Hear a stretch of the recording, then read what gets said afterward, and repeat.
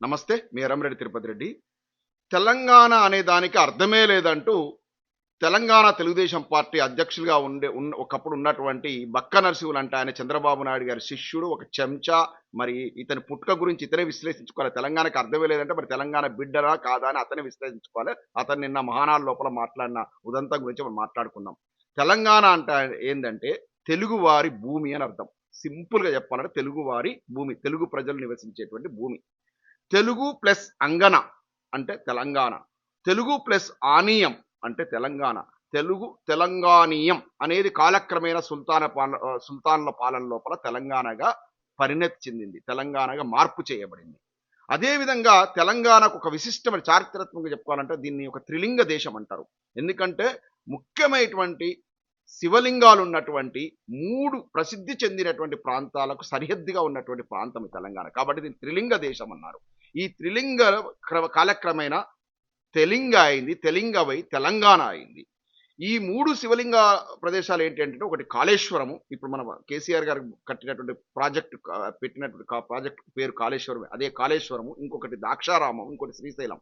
ఈ 3 ప్రసిద్ధ శివలింగాలు ఉన్నటువంటి ప్రాంతానికి సరిహద్దు ప్రాంతంగా ఉంది కాబట్టి తెలంగాణను మొదట్లో తెలింగా ఉండే, తర్వాత కాలక్రమేణా తెలంగాణగా మారింది. ఇంత చారిత్రక ఆధారాలు ఉన్నటువంటి తెలంగాణకు ఇంత గొప్ప ప్రాంతాన్ని, తెలంగాణ ప్రాంతాన్ని కించపరిచే విధంగా అసలు మన ప్రాంతంలో పుట్టిన బిడ్డ, తెలంగాణ బిడ్డ అని చెప్పుకునేటోడు బక్క నరసింహులు అంటోడు పోయి తెలంగాణ అక్కడ చంద్రబాబు వేసే ఎంగిలి మెతుకుల కోసం, అక్కడ సభికుల యొక్క ఆనంద హర్షాతిరేకాల కోసం తెలంగాణ విమర్శిస్తే అక్కడ సభికులంతా కూడా సంతోషపడతారని కోసం సిగ్గు, శరము, ఇజ్జతు లేనటువంటి ఈ హౌలాగాడు ఇట్లా మాట్లాడతాడు. తెలంగాణ ఇంతమంది, కొన్ని వేల మంది పిల్లలు ఆత్మ బలిదానాలు చేసుకున్నారు. ఎంతో మంది త్యాగ ఫలితం ఈ తెలంగాణ.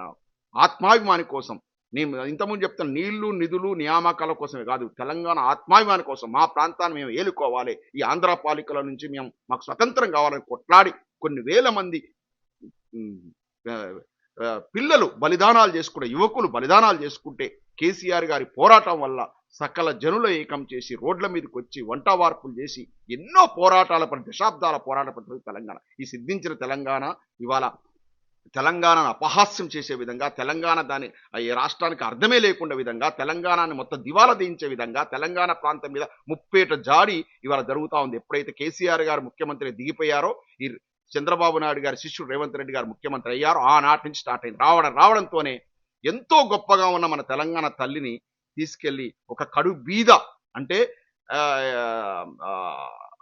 చూపించే విధంగా, తెలంగాణ అంటే ఒక పేదలు ఉండేటువంటి ప్రాంతం చూపించే విధంగా ప్రతీకగా చేతిలో ఒక గోధుమ గడ్డి పెట్టేసి ఒక తెలంగాణ తల్లి విగ్రహాన్ని మార్చిపడేసారు. అంటే జన హృదయాల్లో గొప్పగా ఉండే మహాతల్లి తెలంగాణ తల్లి. అట్లా మనం నెలకొల్పుకున్న తెలంగాణ తల్లి రూపాన్నే మార్చేసారు చంద్రబాబు నాయుడు గారి సంతోషం. అక్కడ ఉన్నటువంటి ఆంధ్రప్రదేశ్ తెలుగు తల్లి ఏమో చాలా గొప్పగా ఉంటుంది. మన తెలంగాణ తల్లిని మాత్రం అసలు సమీపంగా కూడా ఉండకుండా మేము కడు బీదలం, మేము పేదోళ్ళం, మేము ఎందుకు పరికరానోళ్ళం అని చిత్రీకరించండి ప్రతిబింబం కదా. ఎవరైనా కూడా ఏ దేశంలోనే ఏమైనా వారి యొక్క ప్రాంతానికి సంబంధించినటువంటి కట్టడాలు కానీ ఏమైనా చాలా గొప్పగా పెట్టుకుంటారు. మన ఇవాళ తెలంగాణ రాష్ట్రానికి ఇవాళ మొత్తం దేశంలోని సచివాలయం ఎట్లా ఉంది, మొత్తం భారతదేశం లోపల తెలంగాణ సచివాలయం చూపిస్తే తెలంగాణ గొప్పతనం కనపడుతూ ఉంటుంది. అట్లా చూపించుకుంటారు కానీ తెలంగాణ తల్లినే చిన్న చూపుగా చూపించేటువంటి ప్రయత్నం చేశారు. ఆ విధంగా రేవంత్ రెడ్డి గారు సఫలీకృతమయ్యారు. ఎందుకంటే ఆయన చంద్రబాబు నాయుడు గారిని సంతోష పెట్టాలి. ఇవాళ హోంశాఖ మంత్రిగా ఉన్నటువంటి మన రేవంత్ రెడ్డి గారు ఉండగా ఇక్కడ వచ్చేసి హైదరాబాద్ నడుబొడ్డు కూడా జన సైనికులు అట సైకోగాన్లు, కొంతమంది సైకోహాన్లు వాళ్ళ ఊరు పేరు తెలంగాణ వచ్చేసి వాళ్ళు ప్రెస్ మీట్ పెట్టి తెలంగాణ పౌర సమాజం మీద, తెలంగాణ మేధావుల మీద, తెలంగాణ జర్నలిస్టుల మీద పిచ్చి కుక్కల్లాగా మాట్లాడుతున్నారు. ఎట్లా పడితే అట్లా మాట్లాడుతున్నారు. ఒకడు అంటాడు, అవును రాబాయ్ మా పవన్ కళ్యాణ్ మొగోడు, వాడు ఎన్ని పెళ్లిళ్ళనే చేసుకుంటాడు, మొగోడు రాబాయ్ 4 పెళ్లిళ్ళు చేసుకుంటాడు, 5 పెళ్లిళ్ళు చేసుకుంటాడు, మావాడు మహా మొగోడు, మగధీరుడు అని చెప్తున్నాడు. అరే బెహకూఫ్, ఇప్పుడు చెప్తున్నా మగతనం అంటే అది కాదురా, కట్టుకున్న పిల్లం కళ్ళలో నీళ్లు రాకుండా సాదుకున్నవాడు రమ్మగోడు, పుట్టిన సంతానాన్ని తన దగ్గర పెట్టుకుని గుండెలో పెట్టుకుని సాదుకున్నవాడు రమ్మగోడు. మరి తెలంగాణ సెంటిమెంట్ నిజంగా నీలో ఉంటే ఈ వాక్యలు ఉపసంహరించుకో. వాడు మగోడా?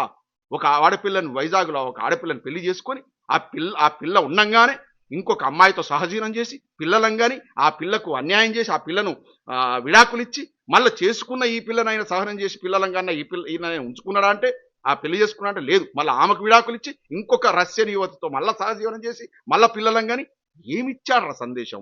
మీ పవన్ కళ్యాణ్ అనేటోడు ఏం సందేశం ఇస్తున్నారా సమాజానికి? నాయకుడు అనేటోడు వ్యక్తిగత జీవితం ఉండదురా. ప్రజా జీవితాలకు వచ్చినాక ఒక ఉప ముఖ్యమంత్రి స్థాయిలో ఉన్నోడు ఎలా ఉండాలి? నీతి, నిజాయితీ, వ్యక్తిత్వం లోపల ఒక ఆదర్శ పురుషుడు ఉండాలి. శ్రీరామచంద్రులాగా ఉండాలి. మీ వాడు పెద్ద మొగాడా వాడు? అంతమంది ఆడవాళ్ళ ఉసురు తీసుకున్నాడు మొగాడా? ఇక ఈ పవన్ కళ్యాణ్ అట్లుంటే ఆయన శిష్యుడు రైల్వే కోడూరు ఎమ్మెల్యే అరవ శ్రీధర్ అట. అతని ఉదంతాలు చూసినాం, మీడియాలో చూసాం.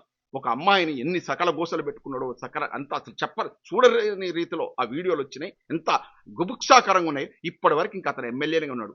వీర వనితలు అంటాడు, ఇటు పక్క వీరనారీలు అంటాడు, పోరాడాలంటాడు. మరి ఎగడవేరు మీ వీర వనితలంతా పోయి ఇవన్నీ జుట్టు పెట్టుకొని తన్నలేదు. ఫస్ట్ పవన్ కళ్యాణ్ జుట్టు పట్టుకొని తన్నాలి, తర్వాత ఆ అరవ శ్రీధర్ను.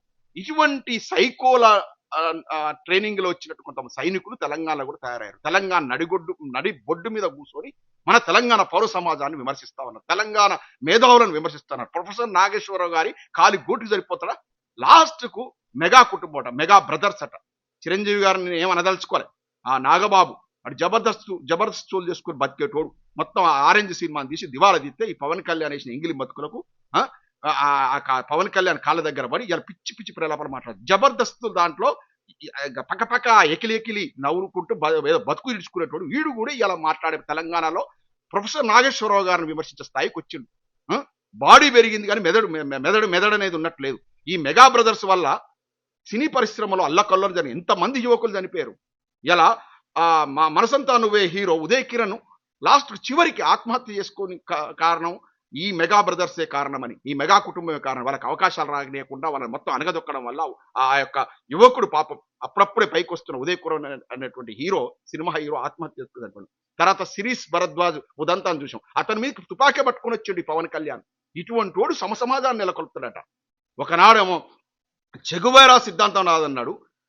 పోటీ చేసిన 2 సీట్లలో ఓడిపోవడంతో బుద్ధి వచ్చి సిగ్గు శరం లేకుండా అదే చంద్రబాబు నాయుడు కాళ్ళ మీద పడి చంద్రబాబు నాయుడు గారి తెలుగుదేశం పార్టీ సపోర్ట్తో ఇవాళ 22 సీట్లు గెలుచుకొని నేను పెద్ద మొగోని పోటుకొని అని ఈయనే తమిళనాడు సీఎం విజయ్ని విమర్శిస్తున్నాడు. కటౌట్లు పెట్టి గెలిచినట్టు నేను ఎకిలికిలి మాట్లాడుతూ కటౌట్లు పెట్టుకుని గెలిచినాడు. అవును, కటౌట్లు పెట్టుకుని గెలిచిన మొగోడు అతను. విజయ్ అంటాడు మొగోడు. నీలాగా చంద్రబాబు నాయుడు కాళ్ళు పట్టుకొని గెలవాల, నీలాగా పనికిమాల రాజకీయాలు చేయాలి. ప్రజారాజ్యం పెట్టి ఎంతమందిని కొంపలు ముంచారు మీరు మెగా బ్రదర్స్.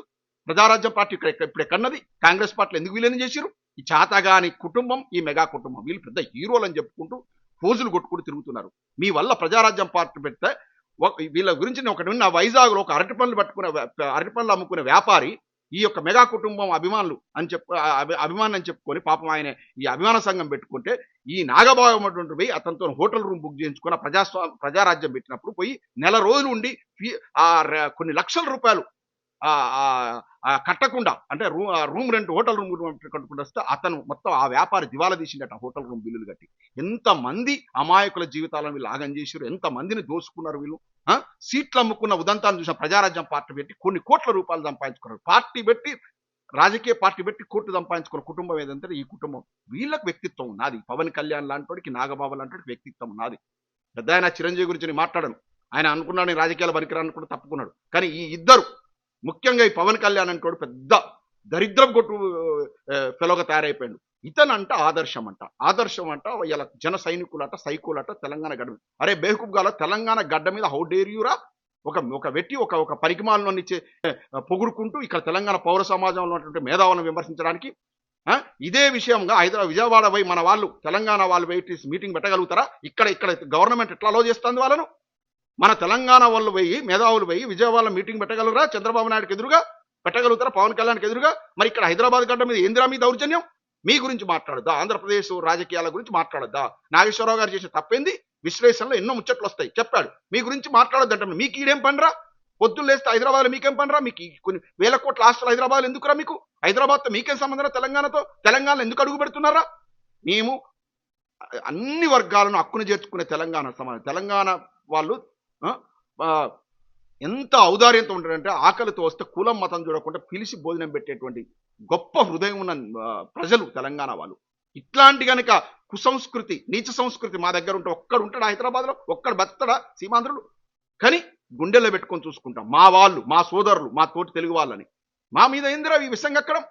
వచ్చే రాజ్యం వచ్చే ఆడ అయినవు లక్కీగా చంద్రబాబు దయ వల్ల ఉప ముఖ్యమంత్రి అయినవు ఆడ చుట్టుపుకుంటా వీడంట సనాతన ధర్మం అంట వీడు 33 పెళ్లిళ్ళు చేసుకొని అక్రమ సంతానాలు కానీ వీడంట సనాతన ధర్మం అంట ఓడు వేసుకొని పిచ్చి పిచ్చి ప్రలాపాలు మాట్లాడుకుంటా నువ్వు ఏం సమాజం ఏమి ఇస్తున్నావు సమాజానికి ఏమి ఇస్తున్నావు పవన్ కళ్యాణ్ ఆనాడు అన్నాడు మా కేసీఆర్ గారు పావల కళ్యాణ్ వీడు తునకలైపోతావు బిడ్డ ఇక్కడ పిచ్చి పిచ్చిగా మాట్లాడతాను మళ్ళీ ఒళ్ళు దగ్గర పెట్టుకుని ఇన్ని రోజులు మళ్ళీ ఇప్పుడు లేస్తాను అది నీకు నువ్వు ఇదంతా గలపో విషకూటమి తయారై తెలంగాణ మీద ఇప్పుడు దాడి చేస్తున్నారు ఒక్క 2 ఏళ్ళు కేసీఆర్ గారు ముఖ్యమంత్రి పదవులు లేకపోతే తెలంగాణ మీద ఇంత దాడి జరుగుతోంది తెలంగాణ ప్రజలకు గమనించండి తెలంగాణకు మన కేసీఆర్ గారి శ్రీరామ రక్ష ఎందుకు మాట్లాడలేదు పవన్ కళ్యాణ్ నువ్వు పెద్ద గొప్ప లీడర్ కదా భగీరథ అనే కీచకుడు ఒక అమ్మాయిని చేర్చి ఇవాళ జైల్లో ఉన్నాడు ఆ ఉదంతం మీద ఇంతవరకు నీ దగ్గర నుంచి ఒక్క మాట రాలేదు ఎందుకు ఏం గడ్స్ లేవా ఎందుకంటే అక్కడ మోడీ కాళ్ళ మీద మోకరిల్లావు ఇక్కడ చంద్రబాబు కాళ్ళ మీద మోకరిల్లావు సిగ్గు శరం ఉండాలి ఇతనితోని నాయకుడని కొనియాడని కొంతమంది సైకోలు ఇలా మాట్లాడుతూ ఉంటే నాకు